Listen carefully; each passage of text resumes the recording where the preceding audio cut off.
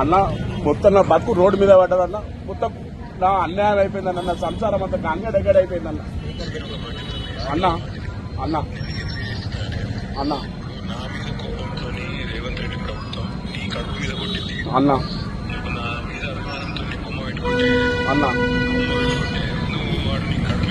అన్న అన్న 5 లక్షలైనా 10 లక్షలైనా నీకు ఒక బ్రహ్మాండమైన దుకాణం వెళ్ళి నీకు ప్రాపర్ గా మున్సిపల్ పర్మిషన్ ఉన్న దుకాణం నేను పెట్టిస్తా అన్న.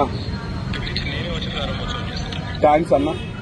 ఇక ధరలు గిర్రాలు పని చేయక వాళ్ళు మళ్ళీ చూసుకుందాం. వాళ్ళు అట్లా కాదు గింత సార్ సార్ వాళ్ళు పక్కడగాళ్ళు దుకాణం పెట్టించే బాధ్యత నాది. సరే సార్. మీరు బాధపడదు. మీకు మేము ఉన్నాం. ఈ హోటల్ మళ్ళీ ఎప్పటిలేక చాలు చేపిస్తా. నీకు కలెక్టర్ తోటి మున్సిపల్ తోటి నీకు ఏ సంబంధం లేదు. 5 లక్షలు కానీ 10 లక్షలు కానీ నేనే భరించు.